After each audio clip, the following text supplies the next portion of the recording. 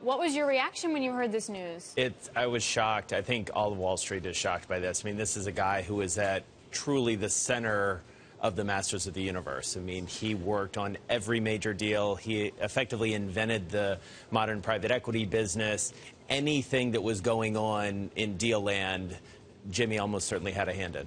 You say he was the inventor of the modern private equity business, but he didn't work for a private equity firm. He worked for a big bank. He didn't. I mean, what he did was he identified the way to get deals done back in the earliest days. And so, I mean, going back to Steve Schwartzman founding Blackstone in 1985, Jimmy was right there with him. And he almost went with him, didn't he? He did. He did. He came very close to going to work for Steve at Blackstone. But ultimately, he's a company man. He's loyal. He's a company man and had a tremendous impact really across the landscape. I mean, if you think about the big names in the news, Alibaba, GM, Facebook. I mean, he worked on everything. Like every big. And he was at JPMorgan, or a company that it acquired for about 37 years. Take us more through his career and his legacy that he leaves there. Well, I mean, his career was one of really being an innovator on Wall Street and really identifying not just what deals could get done, but new ways to do them.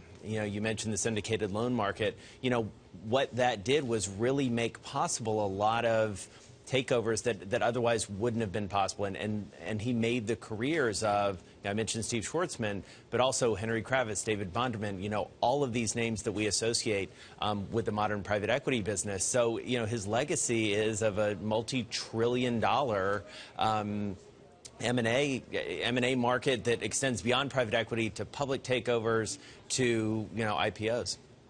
And we are getting some reaction from the investment community on Twitter. We want to read for you some of them right now. Jack Welsh weighing in saying, just got devastating news of my dear friend Jimmy Lee's death. He's a great guy, businessman and family man. What a loss for many. And Business Insider actually asked Jimmy Lee what was the best advice you ever got. And he said from Jack Welsh, who was saying, be comfortable in your own skin. Yeah, he's certainly cited a lot of quotes from Jack Welsh in the past. There's another tweet from Mario Gabelli, the legendary investor himself, saying, Jimmy Lee, world-class in all ways and always. Thanks for being you. The reaction out there on Twitter is just as you said, Jason, surprised because reportedly he was in good health. You saw him last week and he looked fine, sounded fine. He used to be a runner, right? I mean, absolutely, yeah. Absolutely. I mean, he by all accounts was in very good shape. I mean, he was in the midst of a huge deal. You know, right now he was the lead banker on the GE disposal of assets, you know, which involved you know some big names, Wells Fargo, Blackstone, and others. And so he was very much in the thick of it. I think one of the notable things was that so many people, as we've been talking to them, as they've come out publicly, have talked about him not just as a deal maker, but as you know, a good friend and irascible. Do we know what happened to him yet?